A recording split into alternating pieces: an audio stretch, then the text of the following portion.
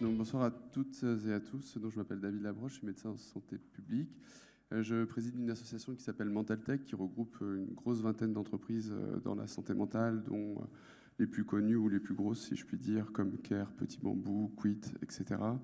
La mission est principalement de pouvoir sensibiliser les prescripteurs, les institutions et les usagers à l'utilisation de la technologie en santé mentale, face à des difficultés qui ont été relevées toute la journée sur l'offre de santé, les hôpitaux et probablement l'augmentation des pathologies en santé mentale actuellement et dans les années à venir.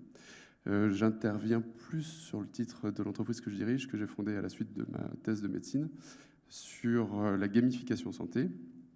Donc le sujet qu'on traite chez Tricky, c'est comment réduire les comportements à risque pour éviter 50% de nos pathologies aujourd'hui. Donc je parle évidemment des pathologies évitables qui sont liées principalement à nos comportements au quotidien.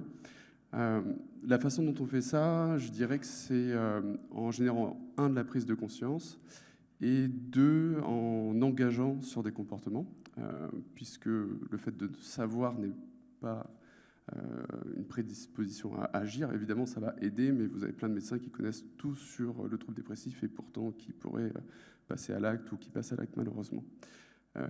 Donc la connaissance n'est pas une finalité en soi, elle est un levier, mais l'idée c'est vraiment d'axer sur la prise de conscience, donc à travers principalement ce qu'on va appeler les biais cognitifs, et via l'engagement sur des ateliers de verbalisation. Donc on fait ça à travers de l'escape game. On met en situation réelle les participants, donc les soignants, puisque je pense que 70% de nos participants sont des soignants, et on va les faire jouer en résolvant des énigmes qui mettent en scène, des facteurs de risque d'apparition de burn-out, de troubles musculo-squelettiques, de risques chimiques. On a plus d'une dizaine de thématiques.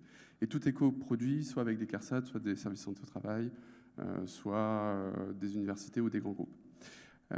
La deuxième partie est très axée cognitivo-comportementale, donc on va les faire verbaliser sur leur représentation, leurs croyances, et l'expérience qu'on adresse en 2 heures par groupe de 4 à 6 personnes nous permet de collecter entre 70 et 100 data qui nous apportent beaucoup de connaissances sur les comportements des individus et chez les soignants. Pourquoi je vous raconte tout ça? Simplement peut-être pour vous expliquer en quoi c'est intégratif, puisque c'est quand même le sujet, et pourquoi ça redonne du sens. Avant de vous parler des résultats qu'on a depuis plus de 6 ans maintenant, je voudrais juste revenir sur la question de sens. La problématique du sens, c'est que l'être humain, quand il choisit une vocation, a priori, c'est qu'il va estimer que ce métier va lui procurer de la joie. Normalement constituée, c'est-à-dire non pathologique, la seule finalité qui est la nôtre au quotidien, et même celle de nos cellules, c'est l'homéostasie, et pour quelqu'un qui va avoir une conscientisation, donc un cerveau, penser, réfléchir, ça va être de chercher de la joie pour pouvoir maintenir un état positif. Bien sûr, quand on rentre dans le champ de la pathologie et du trouble dépressif, ces mécaniques de défense, de coping, ne s'activent plus et c'est ça qu'on traite au quotidien. Donc si on résume, la quête de sens, c'est de finalement aller chercher du plaisir dans la vocation qui va être la mienne et celle qui est la nôtre en tant que soignant. Et la problématique de la perte de sens, c'est bien la problématique de ne plus avoir de la joie au quotidien quand je vais travailler. Et on en a parlé un petit peu sur la table d'avant. C'est une vraie problématique de fond. Et la question, c'est pas finalement de se dire on a une perte de sens, c'est finalement pourquoi je n'ai plus de la joie. Et si j'ai plus de la joie, qu'est-ce que j'ai? Et c'est ça la finalité, c'est finalement comment je vais ramener. Et ce qu'on fait au quotidien chez Tricky, c'est comment je ramène un soignant d'une émotion négative, comme de la peur, de la colère, de la tristesse, à une émotion positive. Mais pourquoi on fait ça? Parce que c'est une façon objectivable de pouvoir organiser la pensée de l'individu pour être dans une stratégie de résolution de la problématique. Rares sont ceux qui diront le matin, en se levant, « Tiens, quelle émotion je rattache à la transmission de l'information dans l'établissement dans lequel je travaille » ou « Quelle émotion je rattache à l'organisation de travail ou à ma charge de travail ». Non, on se lève le matin, on fait le job, il faut faire le job, et puis on s'use, et puis en fait, on commence à avoir un peu moins de joie, et puis un petit peu plus de peur, d'appréhension, un petit peu de colère. Et tout ça prend le dessus. Et ce qu'on permet en fait dans ces ateliers, c'est tout simplement de poser émotionnellement ce que représente l'organisation de travail pour 2 choses. la première des choses, ça va être de rendre acteur le salarié de la résolution de la problématique, parce que lui-même a des outils, et dans les ateliers de groupe avec 4 à 6 personnes, ils ont des outils aussi de pair en pair. Et ça, c'est très important, puisqu'ils s'échangent des bonnes pratiques.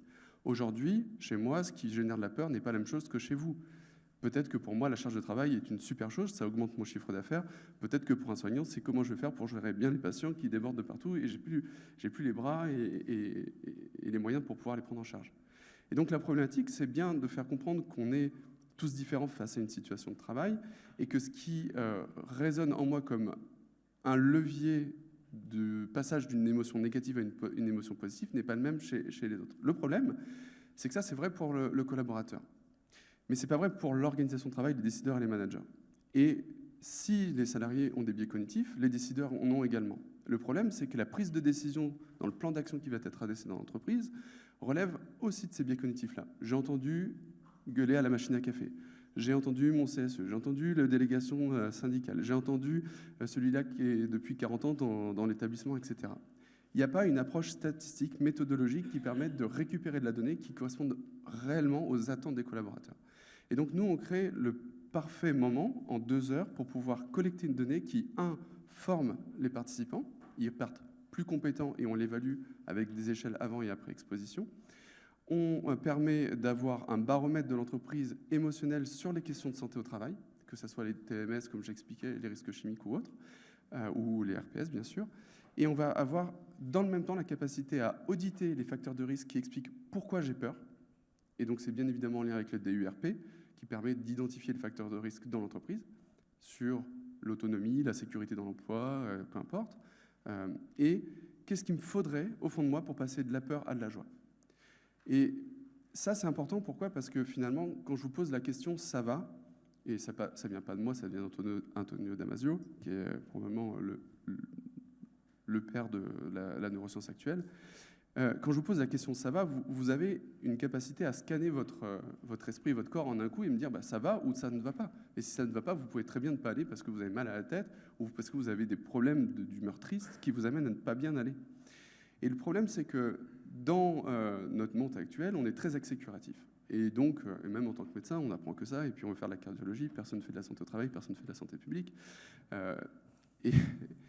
Et en réalité, ça se retranscrit de partout. Ça se retranscrit dans la prise en charge des patients, ça se retranscrit dans notre façon de vivre au quotidien. Et on ira voir le médecin si ça va vraiment pas. Et vraiment pas somatiquement.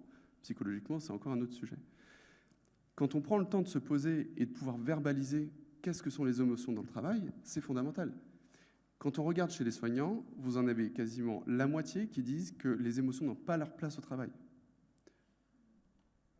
Et vous en avez plein qui vont vous dire les émotions ne sont pas contrôlables. Et si vous l'emmenez dans une émotion très forte, est-ce que c'est incontrôlable? Encore moins. Ben non, les émotions sont contrôlables. J'ai un enfant qui adore les araignées, j'aime pas du tout les araignées. À force d'en voir tous les jours, je peux vous assurer que je suis passé de la peur à au moins l'indifférence. Et je commence maintenant à les regarder un petit peu plus. Donc, bien évidemment que c'est possible. Donc, le salarié est en capacité de s'adapter à l'organisation de travail et l'organisation de travail est en capacité à s'adapter à la majorité de ses collaborateurs. Et ça, c'est vraiment important de pouvoir renouer du dialogue social dans le même temps, tout en évitant quelque chose de fondamental qui est l'injonction paradoxale. Parce que si vous actionnez l'opportunité d'un salarié de vous dire ce qu'il a sur le cœur et que vous ne mettez pas le plan d'action derrière, vous allez droit dans le mur. Et c'est bien le problème de toutes ces enquêtes qui sont peu suivies ou suivies avec des biais méthodologiques qui ne vont pas vraiment taper là où il y avait vraiment besoin d'un point de vue plan d'action. Donc voilà ce qu'on fait. Et d'un point de vue chiffre, depuis 6 ans, nos plus vieilles cohortes ont un peu plus de 3 ans et demi. Je vais vous donner peut-être les chiffres statistiquement les plus puissants qu'on ait actuellement. C'est sur le trouble dépressif chez les jeunes étudiants. Vous avez à peu près entre 15 et 20% de nos cohortes qui vont estimer avoir un état psychique type état dépressif qui se sentent en dépression mais ne souhaitent pas recourir à un professionnel de santé. À 3 ans, ce qu'on observe, c'est que 60% ont recouru à un professionnel de santé dans ces 20%, 15-20%, et 50% l'attribuent à notre intervention. Autre chiffre, sur le burn-out, dans les établissements de santé qu'on a, ça a plusieurs milliers de salariés aujourd'hui passés, on va avoir environ 40% du personnel de santé qui s'estiment en situation psychique altérée, défaillante, Parmi ces 40%, vous en avez la moitié qui refusent de communiquer sur ce sujet-là, soit au cadre, soit à leur médecine du travail, soit à un médecin, soit à qui que ce soit, parce que c'est la pression de la norme, c'est la capacité à le faire, etc. Eh bien, vous en avez plus de la moitié d'entre eux qui sautent le pas pour pouvoir en discuter à un cadre, à un proche, à un médecin, suite à nos interventions. Dernier chiffre sur les représentations et les croyances pour vous dire à quel point c'est limitant dans la capacité de se protéger sur ces comportements. Troubles musculo-squelettiques, utilisation d'un dispositif de transfert pour ne pas se péter le dos, pour mobiliser Madame Martin du siège au fauteuil ou du fauteuil au siège. 54% des soignants pensent que le rail de transfert ou l'aide technique est plus longue à utiliser que prendre ses bras. Alors que les établissements, l'organisation de travail, elle s'équipe, et puis elle est financée par la CARSAT, et puis on y va. Le problème derrière, c'est que s'ils sont persuadés que c'est un pèse sac à viande ou je ne sais trop quoi, que c'est moins chaleureux et que ça prend du temps, personne ne va l'utiliser. Et si en plus vous rajoutez une croyance qui est fondamentale, et on a parlé de biais d'optimisme comparatif chez le soignant, ben non, mais ça arrive qu'aux autres, et puis non, mais de toute façon, mais même moi, en tant que soignant, je suis là pour faire passer la santé de mes patients avant la mienne. Inutile de vous dire qu'ils utiliseront ce genre de dispositif. Donc voilà à peu près à quoi on sert. Et on se déploie effectivement dans principalement les établissements de santé et les grands groupes. Et notre vision, c'est de faire en sorte que nos dispositifs soient utilisés par le plus grand nombre. Donc on forme des formateurs et on rend l'établissement complètement autonome dans la gestion de ce protocole de 2 heures. Et on va les suivre tous les mois sur le monitorage des données, la montée en compétences et le maintien des compétences sur ces outils. Et l'outil permet de gérer, comme une console de jeu, tout notre catalogue. Donc on installe 15 mètres carrés et puis ils vont pouvoir être agiles sur toutes les thématiques de santé au travail des soignants. Merci beaucoup David. Alors,